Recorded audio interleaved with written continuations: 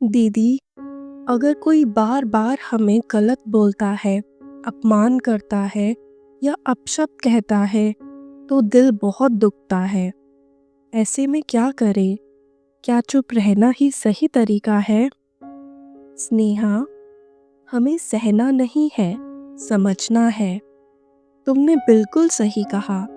हमें चुप रहना चाहिए, लेकिन किसी मजबूरी से नहीं, समझदारी से।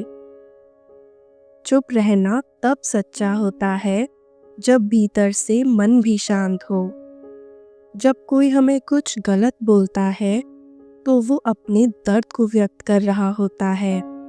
अगर हम उनके शब्दों को पकड़ लेंगे, उन्हें बार बार मन में दोहराएंगे, तो उनकी कमजोरी हमारी बन जाएगी। इसीलिए परमात्मा हमें एक छोटा सा मंत्र सिखाते हैं, वे बहुत अच्छे हैं। अपने मन में बस यही भावना रखो, चाहे सामने वाला कितना भी क्रोध करे, गलत बोले, लेकिन मन से बार बार कहना, वे बहुत अच्छे हैं, वे बहुत अच्छे हैं। जैसे एक माँ अपने बीमार बच्चे के लिए कहती है, मेरा बेटा तो बहुत बलवान है।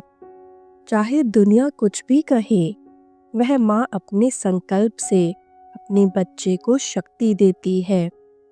वैसे ही हमें भी हर आत्मा के प्रति शुभ भावना रखनी है।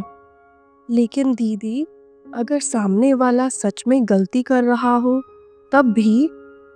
हाँ स्नेहा, तब भी। जब हम किसी में कुछ अच्छा देखना शुरू करते हैं, तो वह धीरे धीरे अच्छा बनने लगता है। हमारे संकल्प दूसरों पर असर डालते हैं। अगर हम भी उनकी गलती गिनाने लगे, तो हम भी वैसी ही ऊर्जा फैलाते हैं। लेकिन जब हम अपने मन में बार बार कहें कि वे बहुत अच्छे हैं, तो सबसे पहले हम खुद बहुत अच्छे बन जाते हैं। लड़ाई में दोनों हारते हैं, लेकिन आशीर्वाद में दोनों जीतते हैं। तो हमें उनकी बातों का जवाब नहीं देना चाहिए। जवाब दो, लेकिन प्रतिक्रिया नहीं। जब हम प्रतिक्रिया करते हैं, तो उनकी ऊर्जा को स्वीकार कर लेते हैं।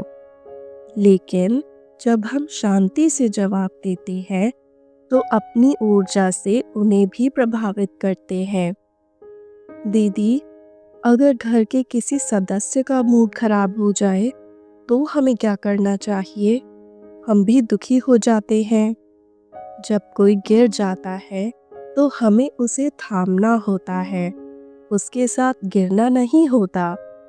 अगर वे दुखी हैं, तो हमें और भी ज़्यादा शक्तिशाली बनना है, ताकि हम उन्हें ऊपर उठा सके।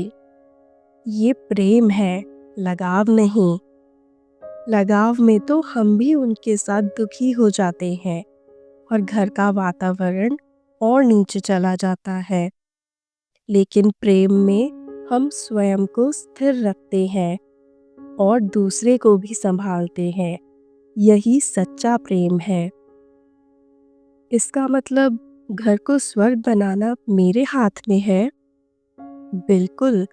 अगर घर में एक भी आत्मा आशीर्वाद देने लगे, शुभ संकल्प करने लगे, तो घर का पूरा वातावरण बदल सकता है। हमने घर बनाने के लिए बहुत मेहनत की है। अब उसे स्वर्ग बनाने के लिए थोड़ी सी समझदारी, थोड़ा धैर्य और बहुत सारा प्रेम चाहिए। ओम शांति।